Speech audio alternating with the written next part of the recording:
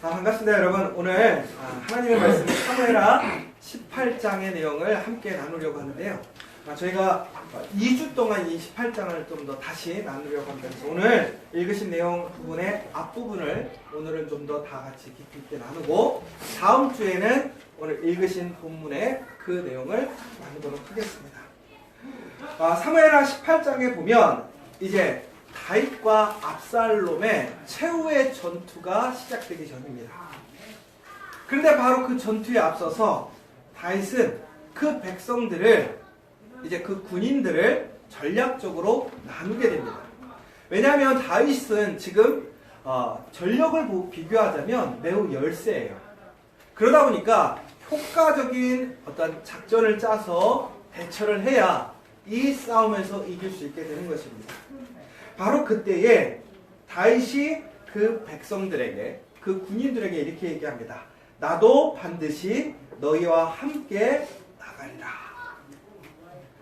여러분, 우리가 지난 시간 계속 봐왔던 내용인데, 다윗이 실수했을 때 그 실수의 시작은 뭐였냐면 자기가 있어야 할 자리, 그 자리에 있지 못했기 때문에 실수했고 죄를 짓게 되었습니다. 그래서 종국에는 우리가 있어야 할 곳에 있지 않고 해야 할 일을 하지 않을 때 우리는 실수하는 것이고, 바로 그 죄에 나아가게 되는 것입니다. 우리는 이 다윗의 삶을 통해서, 이 실수를 통해서 우리는 배워야 합니다. 그런데 바로 오늘 다윗은 다시 그의 자리가 어디인지, 그가 무엇을 해야 되는지 깨닫고 그 사람들에게 이야기하는 것입니다. 근데 여러분, 한번 생각해 봤어요. 여러분이 있어야 할 자리가 어디냐? 하나님께서 우리를 부르신 그 자리가 어디냐? 내 사명이 뭐고 내 역할이 뭐냐?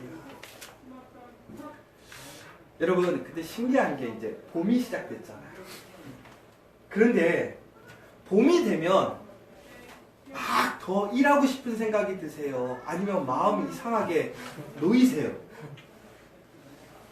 봄이라는 뜻이 뭐냐면 푸를 청, 그죠? 봄, 소생하는 거예요. 가능성이 시작되는 거예요. 그럼 생명이, 잘 생각해 보세요. 그 겨울에 메말랐던 땅을 뚫고 그 작은 잎사귀 하나가 정말 그 땅을 뚫고 나오는 그 생명력, 정말 엄청난 파괴력이거든요. 힘이거든요. 그런데 그 힘이 있어야 될 이 봄에 오히려 우리는 어떤가요? 마음이 싱숭생숭해요. 하던 일에 대해서 캐션이 들지요. 내가 이렇게 살아야 될까? 나는 도대체 왜 이렇게 사는 걸까? 엄마 아빠로 열심히 살아오는데 나는 꼭 엄마로서만 살아야 되는가? 여자로 돌아가고 싶다. 남자로 돌아가고 싶다. 이런 생각들이 이상하게 봄만 되면 일어나는 거예요. 그래서 우리는 뭐라고 그러냐면 이거를 봄바람이라고 하죠. 봄에 바람 났다고. 희한해요. 생명이 시작되는 시기에 왜 바람이 날까? 에너지가 넘쳐서 그럴까? 그래서 혹자는 그런 얘기를 해요. 배불렀구만. 살만하구만. 그런데 우리가 단순하게 이렇게 평가하기가 쉽지는 않을 것 같아요. 쉽게 얘기하자면 우리가 살아가는 자리, 내가 해야 할 일들을 꾸준히 해나간다는 게 쉽지가 않다는 얘기예요. 매우 평범하고 단순한 것 같지만 그것만큼 쉬운 일이, 쉽지 않은 일이 없다는 거죠. 여러분, 정말 우리가 우리의 자리가 어디인지, 내 자리에서 내가 무엇을 해야 되는지 그것을 알고 그 자리를 소중히 지켜가는 사람에게는 하나님의 은혜와 능력이 있다는 거예요. 다윗이 우리에게 그것을 알려주고 있다는 것이죠. 오늘 다윗이 그 얘기를 하는 거잖아요. 그 자리가 전쟁터이든지 혹은 그 자리가 나의 피를 흘리는 자리일지, 내가 정말 돈을 쓰고 내 에너지를 써야 하는 그 자리일지라도 하나님께서 나에게 허락하신 그 자리, 결국은 오늘 이 예배의 자리, 내 삶 속에서 하나님께서 부르신 그 자리에 여러분들이 그 자리를 지켜간다면 하나님의 은혜와 능력이 여러분의 삶에 더욱더 충만하게 일어남을 기억하시기 바랍니다. 그래서 여러분들 해야 될 게 뭐냐? 그 자리를 지켜야 되는 거예요. 그 자리에 머물러야 되는 거예요. 그러면 우리가 이 은혜를, 그 자리를 어떻게 지켜갈 것이냐? 여러분, 한편으로 제가 한번 생각해 봤어요. 기도하고 있었어요. 그런데 이번 주에 제가 기도하고 있는데 우리 교인들 이제 얼굴이 생각나는 거예요. 여러분들 요즘 삶이 어떠세요? 작년 겨울보다 이 봄이 조금 나세요? 아니면 이번 봄이 더 힘드세요? 아마 뭐 일에 노동이 더 많아져서 힘드신 분들도 있을 것이고, 우리 유상선 집사님처럼 다리를 다치셔서 힘드신 분도 계실 거고, 또 어떤 분은 하는 사역들이 혹은 일들이 잘 진행되지 않아서 힘들 수도 있어요. 그러나 어쨌든 간에 봄이 되니까 열심히 살려고 해요. 더 도전해 보려고 하고 뭔가 돌파해 보려고 해요. 우리 주제처럼 난간을 돌파하려는 여러분들의 모습들이 보여요. 그런데 이번 주에 기도를 하는데 참 안타까운 생각이 들었어요.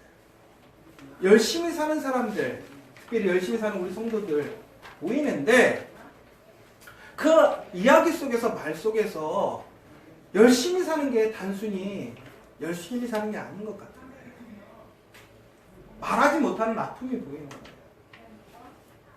그냥 열심히 사는 것에 위로받고 살아가는 거예요. 그러면서 그 생각이 드는 거예요. 우리 성도들, 우리 교우들 이야기하지 못하고 사람들한테 드러내지 못하는 그 이야기들 너무나 많구나. 힘들겠구나. 그런데 사람으로 인해서 그것이 위로받지는 않잖아요. 오늘 이 아침에 여러분들 이 자리에 나온 이유가 뭐냐고요. 이 자리가 여러분의 자리예요. 그럼 여러분 이 자리에 여러분의 자리라고 느끼는 게 뭐예요? 단순히 안민호 목사 얼굴 보러 온 거 아니잖아요. 제 이야기 들으러 온 거 아니잖아요. 이 자리가 우리의 자리라는 이유는 뭐예요? 결국은 이 자리에서 우리는 하나님과 만나기 때문에, 하나님께 예배하기 때문에 그렇다는 거예요. 결국은 하나님을 만나고 하나님께 예배할 그 자리를 지켜갈 때에 우리의 삶에 위로가 넘쳐요. 생명력이 생기는 거예요. 고로 오늘 이 자리를 기억하고 나오신 여러분에게는 하나님이 함께 하심을 기억하십시오. 하나님의 능력이 함께 하시고 하나님께서 여러분을 승리케 하심을 기억하라는 거예요. 오늘 다윗이 이 18장에서 그 자신의 자리로 돌아가요. 결국은 결론적으로 무슨 얘기냐면 하나님과 함께 하는 거예요. 그러자 어떻게 되는 거예요? 전력상으로는 분명히 부족해요. 그런데 하나님께서 이기게 하세요. 이 싸움의 결론, 압살롬이 패하는 결론은 우리가 지난 시간에도 나왔던 것처럼 하나님께서 인간의 지혜, 노력을 어떻게 해요? 진행되지 못하게 막으셨어요. 더 나아가서 이스라엘과 이 다윗이 싸움을 하는 상황에서 하나님께서 강권적으로 그 싸움에 개입하심을 왜? 다윗이 그의 자리를 찾았기 때문에, 하나님과 함께하는 그 자리를 회복했기 때문에 다윗은 다시 회복할 수 있었고 승리할 수 있었다는 거예요. 고로 오늘 여러분 이 자리에 돌아오신 것을 축복합니다. 이 자리를 절대로 잃어버리지 마세요. 붙드세요. 이것이 우리의 생명의 자리, 능력의 자리라는 걸 기억하셔야 될 겁니다. 그러자 이제 3절에 보면 백성들이 그 왕의 그 이야기에 뭐라고 그러냐면 왕은 나가지 마소서라고 얘기합니다. 왕은 우리 만명보다 중하시오니 왕은 성읍에 계시다가 우리를 도우심이 좋으니라. 왕이 자기 자리를 찾으니까 그 백성들도 그 군인들도 마음에 위로가 생기는 거예요. 힘이 생기는 거예요. 그러면서 담대하게 뭐라고 그래요? 왕은 나가지 말라는 거예요. 근데 이제 이걸 잘 좀 분석해 보면 백성들이 왕의 마음에 너무 감동받아서 왕을 존귀히 여겨서 왕을 보호하려고 했을까? 그런 의미도 분명히 있어요. 그런데 이제 전략적으로 보자면 이 싸움은 결국은 뭐냐면 우리가 체스 혹은 장기 결국은 뭘 먹으면 끝나요? 왕을 먹으면 끝나는 거예요. 그런데 이 싸움이 그랬어요. 압살롬을 죽이든지 다윗을 죽이든지 그 둘 중에 한 사람이 죽으면 전쟁이 끝나는 싸움이었어요. 그래서 우리 그 앞에 17장에서 보면 그 계략이 뭐였어요? 다윗을 죽이려고 했다고 했어요. 근데 하나님께서 그걸 막으셨잖아요. 그럼 오늘도 싸움이 마찬가지라는 거예요. 압살롬과 다윗이 둘 중에 한 명만 죽으면 싸움이 끝나기 때문에 왕이 전쟁에 나가면 왕이 타깃이 된다는 거예요. 그러니까 왕은 위험하니까 싸움에 참여하지 말라는 의미도 있고요. 더 나아가서는 이스라엘이 지금 숫자적으로 보면 부족하다고 그랬죠. 그러니까 군인들이 싸움하기도 벅찬데 왕을 어떻게 해줘요? 디펜스를 해줘야 되는데 왕을 디펜스 해줄 여력이 없는 거예요. 그럼 왕이 자기 자리를 찾아서 그 자리에 나가려고 하지만 결국엔 그것이 전쟁에 도움이 되지 않는다라는 그 상황적인 인식이 있는 거죠. 그리고 또 한 가지, 다윗은 이 싸움에 앞서서 항상 압살롬과의 그 관계 안에서 일들을 보자면 압살롬은 아버지로 생각하지 않고 하나의 적으로 생각해서 행동합니다. 그런데 다윗은 어떻게 했어요? 중요한 결정을 할 때마다 왕으로서의 판단이 아니라 어떤 판단? 아버지로서의 판단을 하더라는 거죠. 그러면 그 전쟁에서 아주 결정적인 순간에 다윗이 사람들은 알았던 거죠. 어떻게? 압살롬을 죽이지 않고 아버지의 마음으로. 그러면 싸움이 끝나는 거야, 끝나는 거야? 안 끝나는 거죠.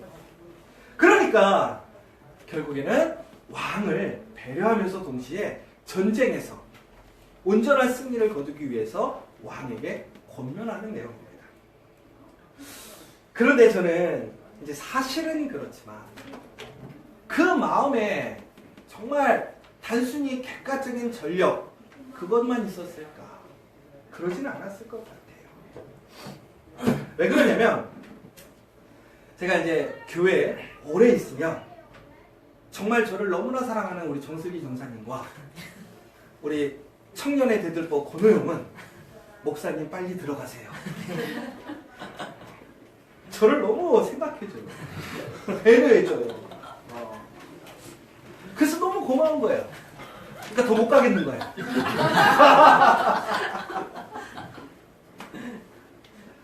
저는 제가 있으면 잔소리하고 일이 많아지잖아요. 그래서 그런 것도 있겠지만 저를 사랑해서 배려해서 그렇다고 생각해요. 이 군인들도 마찬가지예요. 모든 전략적인 걸 봤을 땐 분명히 왕이 전투에 참여하지 않는 게 유리하겠지만 그들은 그거보다는 먼저 다윗을 사랑하는 마음이 있어요. 저는 오늘 이 이야기를 보면서 정말 우리가 무엇인가를 판단할 때에 객관적인 상황들만 가지고 어떤 현실적인 유리함을 가지고만 살아가는 것이 아니라 정말 그 사람을 배려하고 사랑하는 그 마음이 중심이 돼야 될 것 같아요. 그게 진심이기 때문에 통하는 거예요. 왜 그러냐면 그 다음 4절에 보면 왕이 그들에게 이르되 너희가 좋게 여기는 대로 내가 행하리라. 다윗은 자기 자리를 지키지 못해서 하나님 앞에서 심판받았어요. 실수했어요. 그러면 사람이라는 게 어떻게 하냐면 실수를 되돌리고 싶은 욕심이 생기거든요. 만회하고 싶잖아요. 두 번 실수하고 싶지 않잖아요. 그러면 어떻게 되겠어요? 전쟁 나가고 싶은 게 사실이에요. 나가서 보여주고 싶겠죠. 그런데 중국에는 그가 어떻게 했어요? 그의 뜻을 그들의 신하들의 요청에 의해서 적은 거예요. 왜 적은 거예요? 신하들이 무서워서? 아니죠. 그들의 사랑의 권면에 귀 기울일 수 있었기 때문에. 그 중심은 뭐예요? 사랑이 있었기 때문에. 신뢰가 있었기 때문에. 여러분, 정말 우리 커피와 교회는 어떠한 상황 속에서도 서로를 사랑하고 신뢰하며 권면하는 관계가 돼야 될 것 같아요. 하나님께서 우리를 향하신 그 마음이 그랬다는 거예요. 그런데 이때 이 다윗이 그러면서 백성들에게 뭐라고 부탁하냐면 이렇게 얘기를 합니다. 왕이 요압과 아비사와 이때에게 명령하여 이르되 나를 위하여 젊은 압살롬을 너그러이 대우하라. 근데 이게 되게 이중 메시지예요. 되게 재밌는 거예요. 무슨 얘기냐면 싸움을 해서 이겨야 된다라고 얘기하면서 동시에 압살롬을 너그러이 대우하라. 제가 아까 치면 뭐라고 그랬죠? 둘 중에 하나가 죽어야 전쟁이 끝나는데 압살롬을 죽이지 말라라는 거예요. 그러면 전쟁을 끝나라는 거예요? 끝내지 말라라는 거예요? 끝내지 말라라는 거예요. 근데 전쟁은 끝내야 되는 상황이에요. 야, 백성들이, 군인들이 되게 난감하잖아요. 애매하잖아요. 그러면 이게 리더로서 정말 결단력 있는 뭔가를 해줘야 됩니다. 이런 의미일 수도 있어요. 근데 저는 오늘 이 본문에서 이 너그러이 대우해주라는 그 메시지가 계속 남았어요. 너그러이 대우해줘. 너그러이 대우해줘. 여러분, 어떻게 생각하세요? 너그럽게 대우해줘야 돼요? 아니면 냉철하게 리더니까 내 아들 먼저 죽여라 라고 얘기해줘야 돼요? 어떤 게 훌륭한 리더예요? 훌륭한 왕이에요. 많은 역사를 보면 왕들이 그 나라를 지키기 위해, 그 왕자를 지키기 위해 혈육을 얼마나 많이 죽이는지 몰라요. 피해 잔치예요. 왜? 명분이 그거였죠. 이 나라와 이 보좌를 지키기 위해. 그러면 다윗도 그래야 되는 거 아니에요? 그런데 저는 너그럽게 대해주라는 그 얘기가 오히려 하나님께서 우리를 사랑하시는 그 마음으로 사람들에게 우리를 대하게끔 만드시는 거예요. 왜 그러냐면 제가 이렇게 느낄 때가 있는데 저는 참 인복이 있다. 태어나기를 인복 있게 태어났다. 정말 신기한 게 뭐냐면 제가 특별한 능력이 있어서 사람 관계가 좋지가 않거든요. 근데 희한하게 저를 도와주고 저에게 정말 하나님의 인도하심으로 이끌어주는 도와주는 사람들이 많이 있어요. 그러면 왜 이게 생길까 생각해봤어요. 그랬더니 결론이 이거더라고요. 하나님이 보시니까 너무나 부족한 거야. 너무나 연약한 거야. 문제점이 있는 거죠. 그런데 저를 사랑하시니까 사람들에게 이렇게 얘기하시는 거예요. 야, 안민호 너그럽게 대해줘. 야, 안전도사 너그럽게 대해줘.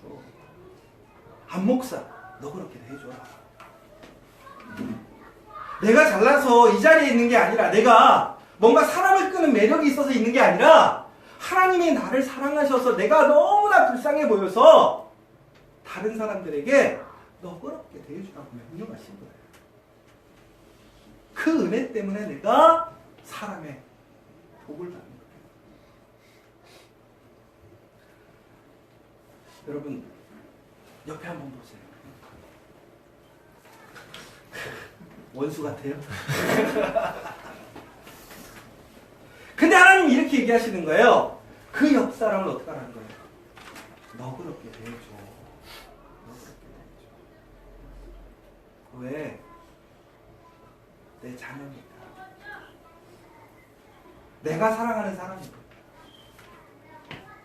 까칠하고 정말 문제 많고 마음에 안 드는 사람이라도 너그럽게 대해줘.